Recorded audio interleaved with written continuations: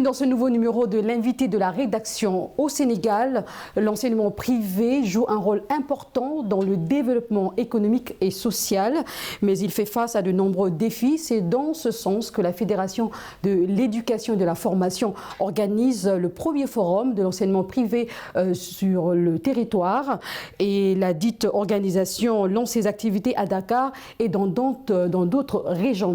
Nous recevons sur ce plateau M. Mamadou Cissé, président du comité de pilotage du Forum national de l'enseignement privé du Sénégal. Merci d'être avec nous. Merci Madame Sirmine de nous avoir invités sur votre plateau et de nous donner ainsi l'opportunité d'échanger avec vous sur ce Forum de l'enseignement privé.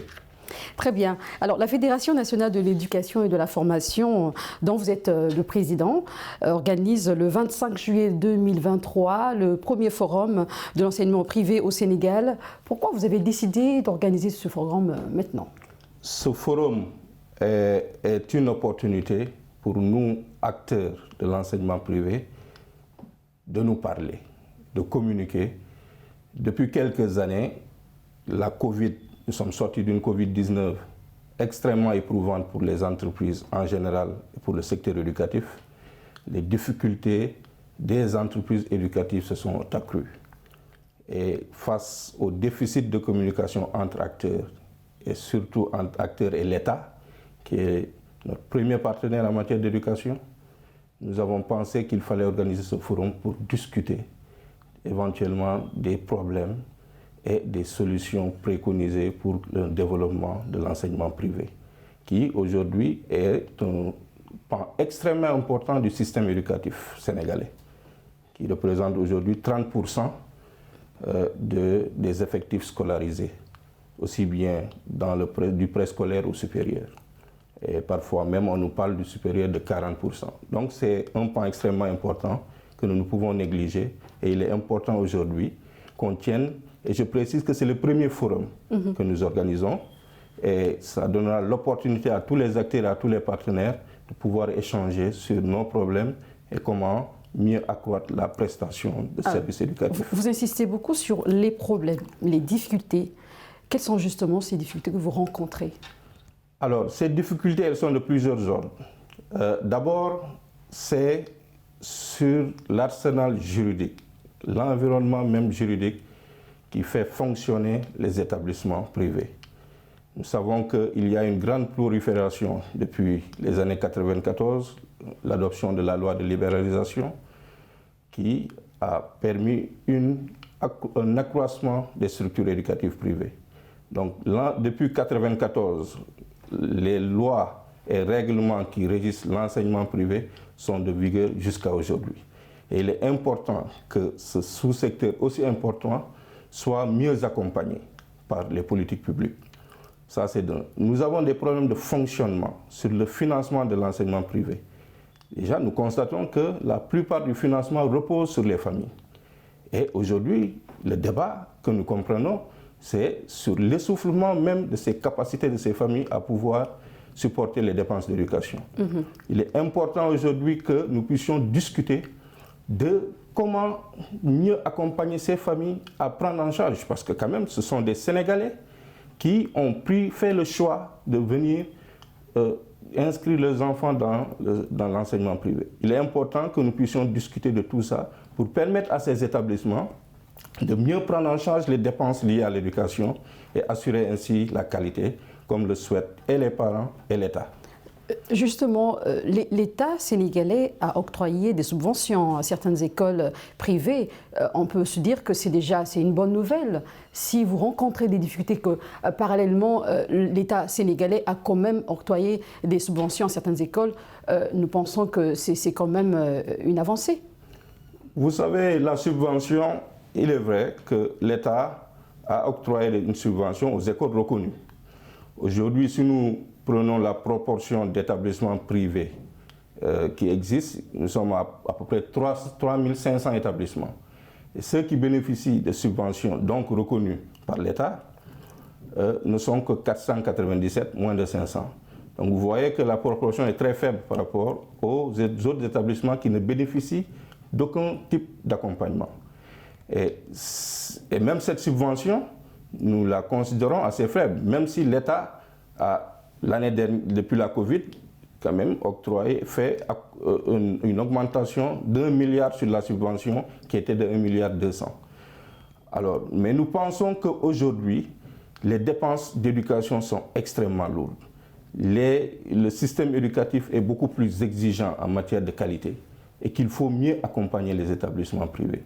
Donc nous en appelons l'État à venir à nos côtés dans ce forum pour explorer toutes les voies possibles pour que d'abord il y ait un accroissement de la subvention aux écoles reconnues et qu'il y ait d'autres types d'appui aux établissements surtout qu'il y a plus de 3500 écoles autorisées, mais que 400 et quelques sont reconnues. Alors, le thème du forum porte sur les enjeux, rupture et perspectives de l'enseignement privé au Sénégal. Alors, ce qui a attiré mon attention, c'est le mot rupture. Qu'est-ce que vous voulez dire par là? Alors, rupture, c'est sur plusieurs niveaux. Rupture par rapport à nos relations déjà avec l'État, que nous accompagnons dans sa politique éducative. Et il est important, comme je l'ai dit tantôt, qu'il y ait une meilleure politique d'accompagnement de l'enseignement privé. Jusqu'aujourd'hui, la loi d'orientation de l'éducation nationale ne cite les établissements privés que dans sa partie introductive, où on permet à l'initiative privée de participer à l'effort d'éducation. Mais ça ne suffit pas. Nous voulons une réelle politique. Donc cette rupture, nous la souhaitons entre nos rapports entre l'État et les établissements privés pour permettre que l'établissement privé, l'enseignement privé puisse jouer son rôle pleinement dans l'accompagnement de l'État dans sa mission d'éducation. Rupture aussi par rapport à nous, fournisseurs de prestations éducatives. Comment nous pouvons améliorer nos prestations? Quel est le regard du parent par rapport à ce que nous lui offrons? Parce qu'il y a beaucoup d'imperfections, peut-être, que nous pouvons noter. Et c'est le moment aujourd'hui, à travers le forum, de pouvoir discuter avec toutes les parties prenantes pour voir comment améliorer cette prestations. Alors, vous avez abordé ça tout à l'heure, je voudrais rebondir là-dessus. Les frais de scolarité qui sont quand même exorbitants pour certains parents. Aujourd'hui, est-ce que vous pensez que ce sujet sera justement débattu lors du forum? Qu'est-ce que vous avez à dire par rapport à ça? Ah oui, tout à fait. Nous souhaitons qu'avec les parents d'élèves qui sont nos premiers clients, avec l'État et les autres partenaires, qui sont des institutions même financières, parce qu'il faut dire que nous avons eu beaucoup d'études, la dernière en date est celle de la Banque mondiale, qui a réfléchi sur un système d'accompagnement et d'appui de l'enseignement privé. Nous voulons soulager ensemble les familles et les parents d'élèves. Comme nous l'avons dit, les dépenses d'éducation sont extrêmement lourdes. Aujourd'hui, l'État en sait quelque chose, rien que dans les dépenses de prise en charge salariale des enseignants, l'État dépense beaucoup de milliards. Et nous qui recrutons et payons nous-mêmes notre personnel, nous en savons quelque chose. Nous connaissons toutes les difficultés liées au fonctionnement des établissements privés. Dernière question, vous parlez d'une tournée nationale. Le Sénégal compte 14 régions. Comment comptez-vous vous y prendre? Alors, le forum va durer 2 mois. Au-delà de l'inclusion de tous les ordres d'enseignement dans ce forum, parce qu'il faut le dire, le forum est organisé par toutes les structures, du préscolaire au supérieur en passant par le professionnel. Mais nous savons qu'il y a un développement assez fulgurant de l'enseignement privé hors de Dakar. Même si la majorité des établissements résident à Dakar, il y a quand même un dynamisme fort dans les régions.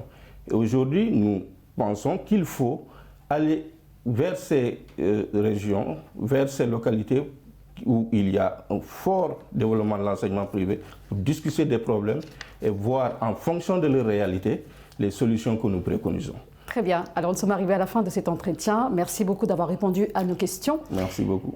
Je rappelle que vous êtes président du comité de pilotage du Forum national de l'enseignement privé du Sénégal. Merci beaucoup, Monsieur Mamadou Cissé.